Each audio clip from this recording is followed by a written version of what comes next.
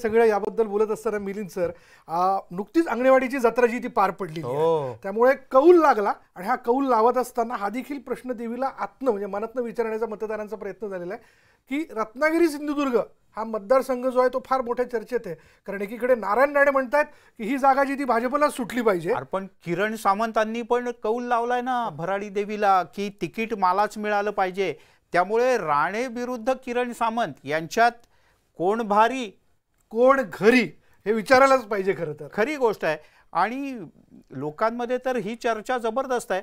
आपण असं करूयात, आपण थेट जाऊयात. ज्ञानेश्वर साळोखे आपले प्रतिनिधी आपल्यासोबत जोडले जात आहेत त्यांच्याकडे. ज्ञानेश्वर, आमचा आवाज पोहोचतोय?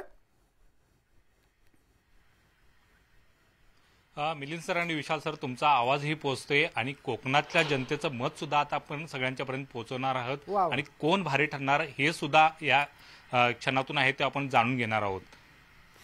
मला सांग, खय म्हणतंय कोकणातले लोक, कोण आवडतंय?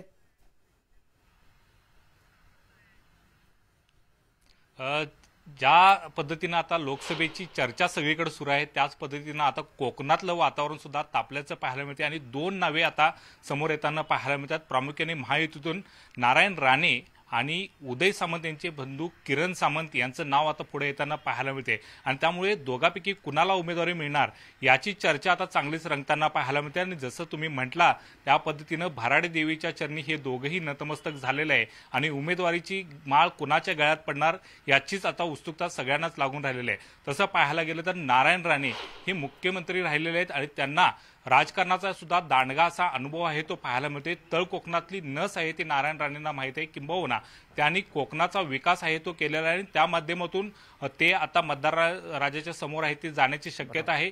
त्यांनी राज्यसभेमध्ये सुद्धा आता प्रतिनिधित्व केलेले मंत्री होते ते, त्यामुळे त्या अनुषंगाने सुद्धा मतदारसंघामध्ये त्यांनी व्यापक असा आपला दौरा आहे तो केलेला आहे, जनसंपर्क वाढवलेला आहे आणि प्रामुख्याने त्यांची जुन्या शिवसैनिकाची असू दे किंवा भाजपमध्ये गेल्यानंतर काँग्रेसमध्ये गेल्यानंतर सगळ्यांचीच असलेली नाळ आहे ती अद्यापही कायम आहे. संघटन मजबूत असं नारायण राणेंचं या सगळ्या मतदारसंघामध्ये आहे, त्यामुळे त्यांच्या एका नावाची या ठिकाणी चर्चा होताना आपल्याला पाहायला मिळते. मात्र दुसऱ्या बाजूला नारायण राणेंची जर कुमकुवत बाजू पाहायला गेली तर नारायण राणेंचं सध्या वयाची सुद्धा आहे तो विचार केला जाऊ शकतोय, कारण त्यांना आता इतक्या सगळ्या मतदारसंघामध्ये फिरता येणार का हे सुद्धा पाहणं महत्त्वाचं असणार आहे. त्याचबरोबर त्यांचं जी दोन्ही मुलं आहेत त्या दोन्ही मुलांची वक्तव्य वारंवार जी येत आहेत ती वक्तव्य सुद्धा त्यांना अडचणीत आणण्याची शक्यता आहे, ती नाकारता सुद्धा येणार नाहीत आणि अशी चर्चा सुद्धा या सगळ्या परिसरामध्ये असल्याचं पाहायला मिळते.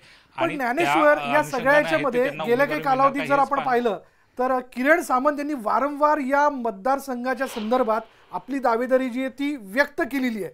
मग त्यांच्या कार्यकर्त्यांनी त्यांचे स्टेटस ठेवणं असू देत किंवा मग उदय सामंत यांनी वारंवार त्यांच्या बाजूने बोलण्याचा मुद्दा असू देत, अशावेळी जर त्यांना ही जागा, या जागेवरती त्यांची उमेदवारी जर ही डिक्लेअर केली जाते तर नारायण राणे गटाला हे रुचणार आहे का? पूर्ण सहकार्य मिळू शकतं का?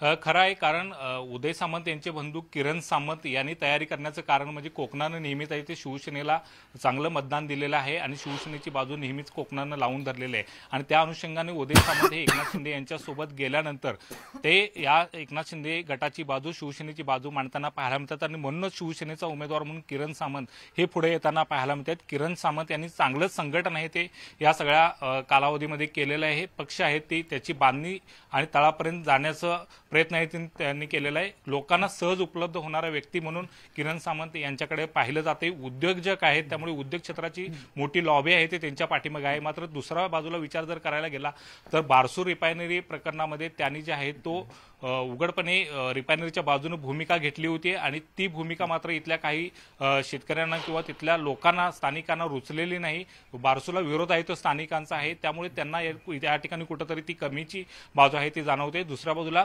प्रमोद जटार आणि नारायण राणे हे सुद्धा आहेत ते या ठिकाणी पाहायला गेलं तर इच्छुक आहेत आणि त्यामुळे ते जर किरण सामंत यांना उमेदवारी मिळाली तर त्यांच्या पाठीशी राहणार का हा सुद्धा आहे तो प्रश्न आहे.